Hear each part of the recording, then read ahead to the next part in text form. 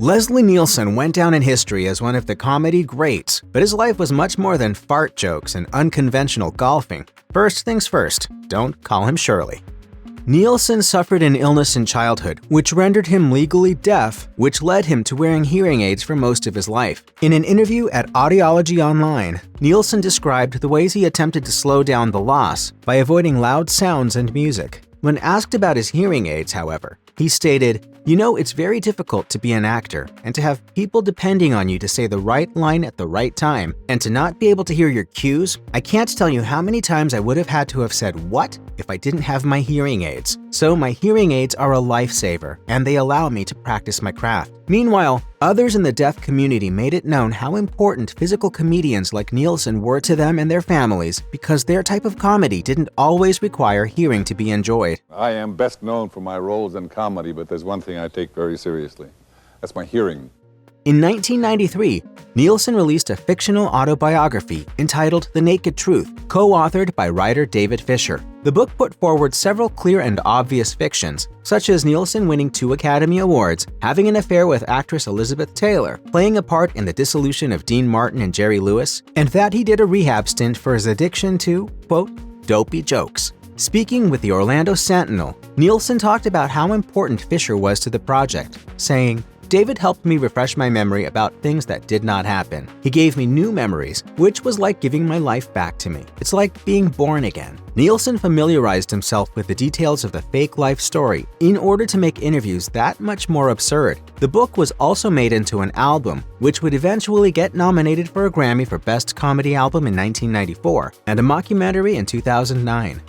While Nielsen may have lied about his relationship with Taylor, he was no stranger to romance. The comedian was married 4 times throughout his life. You've tried marriage once or twice. Well, I'm going to get it right sooner or later. In 1950, he married his first wife, Monica Boyar, a Dominican-born nightclub singer and actress who sang in 7 different languages and is known as one of the initial people to bring calypso music to America. Known as the Satin Latin, the Las Vegas Review-Journal reports she first performed professionally at La Conga Club in New York City when Desi Arnaz was the band leader. Nielsen was married to his second wife, Alessandra Ullman, from the late 50s to the early 70s. Not much is known about their marriage, but the couple had 2 daughters. Then, in 1981, he married Brooks Oliver, but that marriage only lasted until 1983. After that, he married his 4th and final wife, Barbary Earl. She had acted in several of his projects in the 90s. The pair were still married when Nielsen died in 2010. Nielsen was such a golf fanatic that he put out a trilogy of spoof golf instructional videos titled Bad Golf Made Easy, Bad Golf My Way, and Leslie Nielsen's Stupid Little Golf Video. Each of the videos feature Nielsen and others being intentionally bad at golf, along with numerous forms of physical slapstick comedy. Speaking with the Oklahoman, Nielsen said of the videos, "We make no significant contribution to golf whatsoever. It is not our intention to instruct or to help anybody other than to have some laughs." Most people practice to play good golf, but no matter how much we practice, we still end up playing bad golf.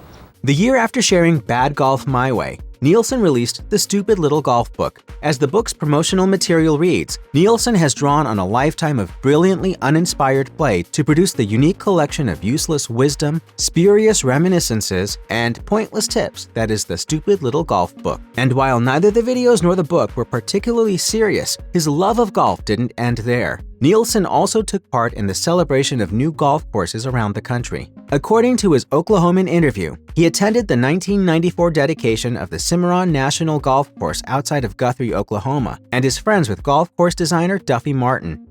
Leslie Nielsen famously loved to fart, or at least he loved the sound of farts and the resulting embarrassment that would take place when someone was blamed for it. As countless interviews prove, Nielsen brought a fart machine with him to just about every place he went, including when he would show up on late-night talk shows. I will do almost anything I can for a laugh.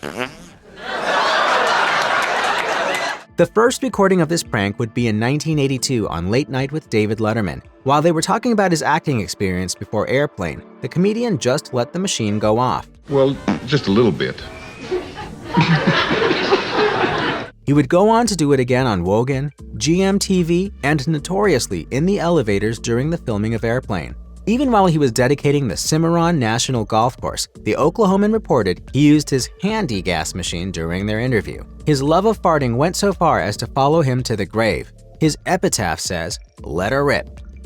DC Fontana, story editor for the original Star Trek, once recalled a phone call she received the day after the broadcast premiere of the series on September 8, 1966. She was working as a production secretary at the time, and the call was from Nielsen. Speaking with NorthJersey.com, Fontana recounted, "He said, 'I saw the show last night and I thought it was wonderful and had a great future.' I'm paraphrasing him a bit, but he was very effusive about the show." This compliment was particularly meaningful because Nielsen had starred in the 1956 film Forbidden Planet, which Star Trek creator Gene Roddenberry named as the most direct influence on the creation of the USS Enterprise, its crew, and their adventures. In a 1964 letter published in Roddenberry's official autobiography, Roddenberry even directly references Forbidden Planet as an influence for the series. "I think it would be interesting to take another very hard look at the spaceship while we are still sketching and planning our own. Please understand, we have no intention of copying either interior or exterior of that ship, but a detailed look at it again would do much to stimulate our own thinking."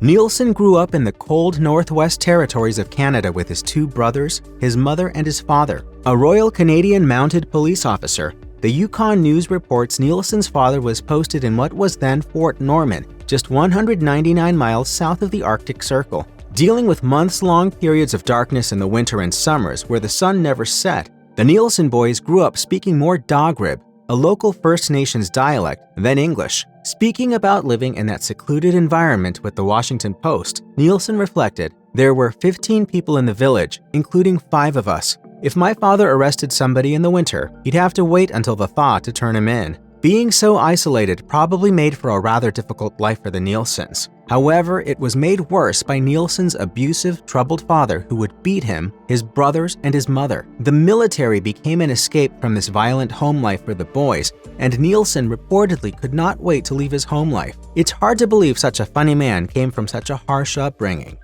Both Leslie and his brother Erik enlisted in the Royal Canadian Air Force during World War II. But while Leslie didn't go overseas, Erik did. As Yukon News reports, Erik flew over 50 missions, 33 of which were bombing missions as an officer pilot. For his service, he received the Distinguished Flying Cross and would stay with the RCAF for 6 more years before leaving the military. Yet what Erik is mostly known for was his political career, which would lead to him becoming Deputy Prime Minister from 1984 to 1986 under Conservative Prime Minister Brian Mulroney. Erik would come to the Canadian Parliament in 1957 as a Progressive Conservative. This was the first year that the fairly new Progressive Conservative Party won a federal election. He would serve the Yukon region for 30 years, as the voters in the Yukon voted for him on 10 separate occasions. He was known to be rigorous and vigilant in working for the people of the Yukon. Erik died of a heart attack at his home in British Columbia in 2008. Nielsen wasn't the first star in his family. Danish-American actor Gene Hersholt was actually the comedian's uncle and a legend in his own right. Hersholt was known most for the 1924 film Greed and played the grandfather in the 1937 version of Heidi. However, his longest-running character was Dr. Paul Christian, whom he portrayed in a number of films, a radio series, and a TV show. Having a famous relative was occasionally awkward, though, and Nielsen once spoke about the difficulty he had convincing people they were related. He said, "When I would mention my uncle, people would look at me as if I were the biggest liar in the world. Then I would take them home and show them 8x10 glossies, and things changed quite drastically. So I began to think that maybe this acting business was not a bad idea, much as I was very shy about it and certainly without courage regarding it." Nielsen followed his uncle into Hollywood, but the two never had time to commiserate about the film industry. Hersholt died in 1956, while Nielsen was relatively early into his entertainment career. Leslie Nielsen passed away on November 28, 2010 at a hospital near his home in Fort Lauderdale due to complications from pneumonia, with friends and family by his side. He was 84. Speaking with ESPN, Nielsen's look-alike, NBA coach Del Harris, told a story about the joy that Nielsen brought to the 1994 Lakers. Harris recalled that, as players were leaving the court, Nielsen was brought to the exit tunnel. Reportedly, the coach thought it'd be a great opportunity to take advantage of their striking resemblance. He said, "I said to him, how about going in the locker room and act like you are me and tell them they played a good game or you are proud of them or whatever you have." He did it, and the guys loved it. There could be no more fitting tribute to one of the greatest slapstick comedians of all time.